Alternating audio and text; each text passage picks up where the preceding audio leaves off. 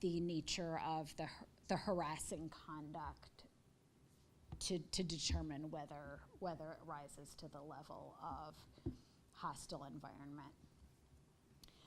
Harassment can be written, verbal, or other, doesn't require physical conduct to be considered illegal harassment.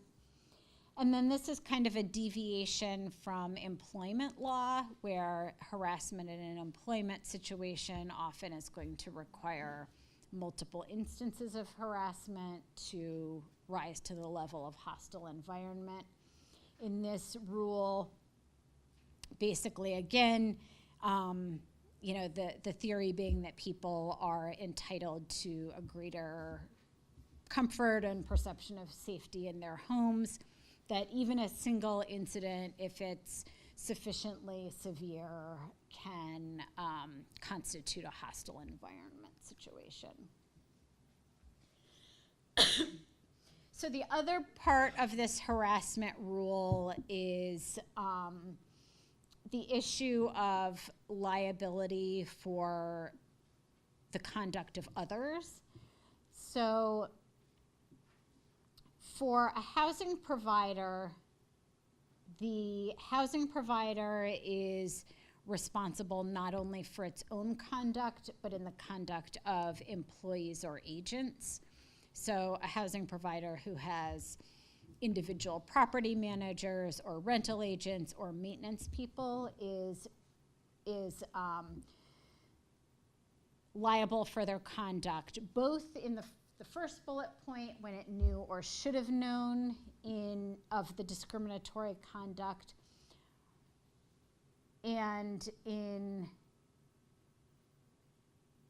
the conduct of third-party instances of harassment. So there was just maybe 2 weeks ago a decision on this as well, where landlords, this would be like a resident-on-resident type of harassment. One resident is harassing another resident based on one of the protected classes. And this rule says that when a housing provider knew or should have known of this conduct and had the power to correct it, if they failed to do so, that they're going to be liable under the Fair Housing Act. And there was just a recent case decided that did find that a landlord had liability for not addressing an instance where one resident was harassing another resident based on their race. And then finally, there's the issue of vicarious liability. The lesson in this is that regardless of whether the housing provider should or should not have known, when the conduct occurs by an agent or employee, they're going to be responsible. So, the takeaway from this is that any housing provider needs to proactively ensure that their agents and employees are aware of their Fair Housing Act responsibilities and are carrying them out. Any questions about that? Okay. So limited English proficiency, this is really pretty simple. Basically says that the ability to speak English and limited English proficiency is so indistinguishable from national origin that to have any type of discriminatory policy based on limited English proficiency is effectively national origin discrimination. Another bit of deviation from employment law, that this HUD guidance on limited English proficiency says that there's no sufficiently compelling reason for a housing provider to require their tenants or applicants for mortgage lending or homeowners insurance or home buyers to require that they be able to speak English. That type of rule in association with housing is going to be a violation of the Fair Housing Act. Okay, last one. This is a couple of program rules related to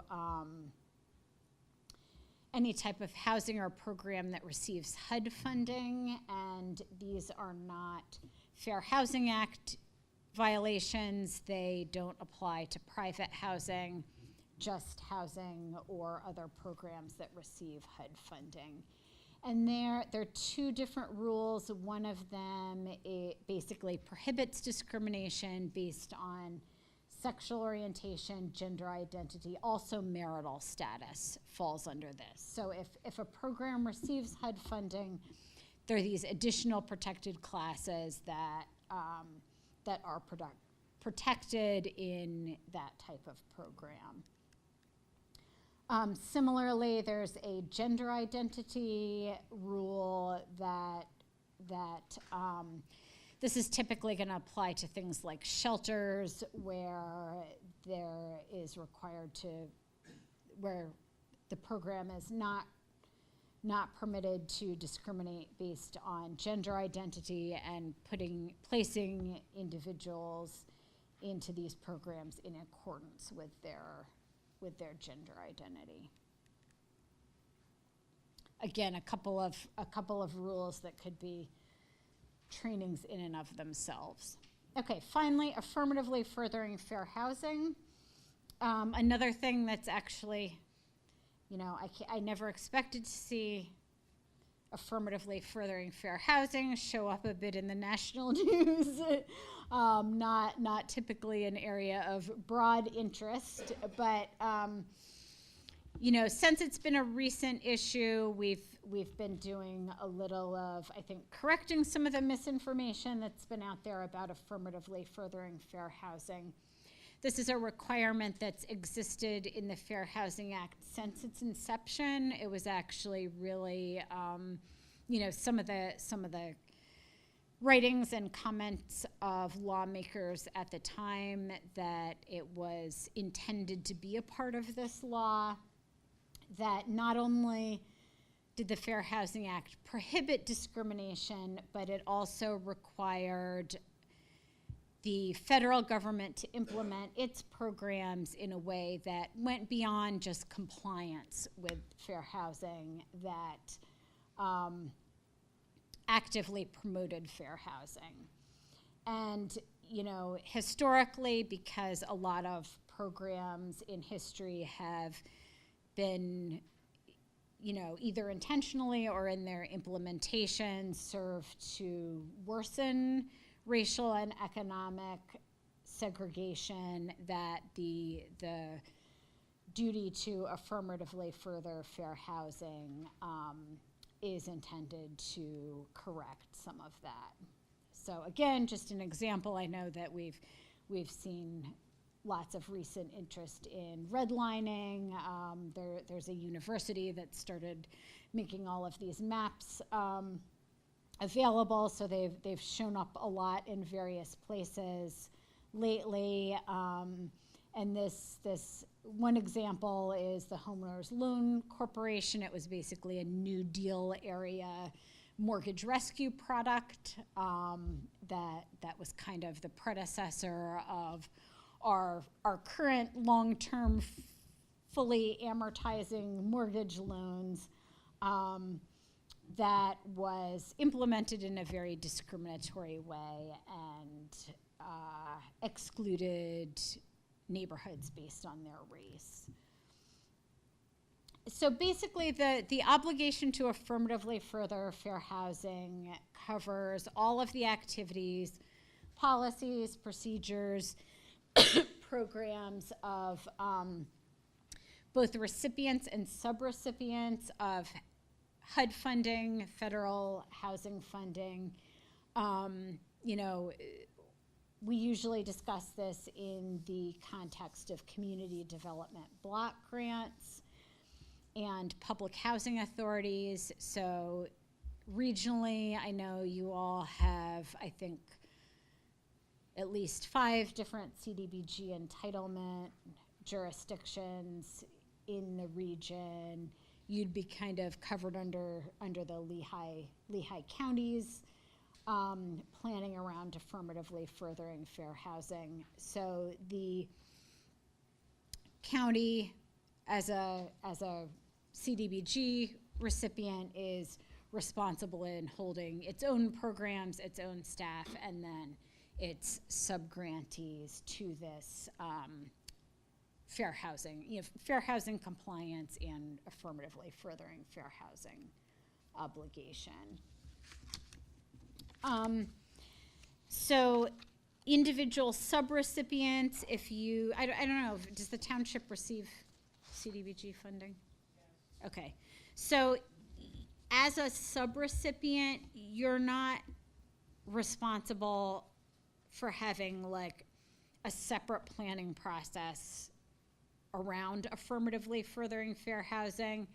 The county is usually, I think, in implementing the funding process. I'm not familiar with how Lehigh does that. Typically, there's a requirement of some consistency with their planning in the CDBG application process. And you're not required to have your own plan, but certainly should participate in the county planning around that as a subrecipient.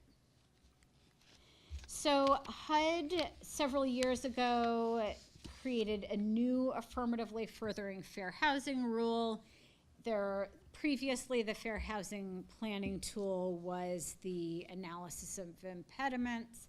This was replaced with the assessment of fair housing, which was kind of a more structured planning process around fair housing. HUD had provided like a lot of standardized data and mapping and so forth that received both a lot of criticism and a lot of support. It was something that I think jurisdictions received in a mixed kind of way. Lehigh County, I know, got caught up right in the transition when this was suspended, but they had kind of started off doing an assessment of fair housing assessment. HUD withdrew the tool, and they had to revamp their document as an analysis of impediment. So last year, about a year ago, HUD suspended the assessment tool to rethink the way this process was going to happen.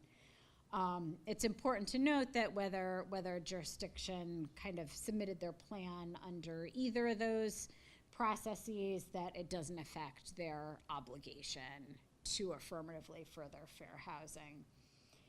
And we've got kind of a mix now of jurisdictions that did do an AFH. They're continuing to execute their plans and their goals. Ones like Lehigh Valley, who had not yet submitted and had an accepted AFH, are reverting to the previous analysis of impediments process. Any questions on affirmatively furthering fair housing? Everybody's just waiting to see what HUD will do. Okay, just quickly about us. We're a regional organization. We serve a 7-county area, the greater Philadelphia and Lehigh Valley regions. We provide services both to consumers and housing providers. So we assist consumers with individual complaints of housing discrimination, assist with investigating complaints, negotiating lots of reasonable accommodations and modifications, and also assisting individuals with enforcement to remedy whatever their housing discrimination issues are. We also do education programs, training, technical assistance for a variety of housing providers, so landlords, real estate agents, nonprofit housing providers, social service agencies, and local governments. Technical assistance, meaning basically that you can call us with those fair housing issues that come up. We're happy to provide zoning ordinance reviews or just, help with your responsibility when you have residents requesting reasonable accommodations or that type of situation that comes up. Lots of publications. I didn't bring tons of publications with me today, but we do have, this is our newest, this is like a consumer manual. If you might want to have this available at the township office for residents. It's a really comprehensive manual on both fair housing and landlord-tenant law for residents. A lot of local governments like to have, educational materials for their residents. So I can leave some here if you would like those. We have some order forms for our other fact sheets, guides around various fair housing, various fair housing topics. Just our number, information about the statute of limitations on Fair Housing Act complaints with the various choices for enforcement venues, our website, and contact information for both myself and our outreach person if you have follow-up questions or specific things that come up or want to refer a resident to us with a housing discrimination issue. So that's all I have, unless anybody has anything else. Want to use up your last 2 minutes to ask a question? Okay, thank you.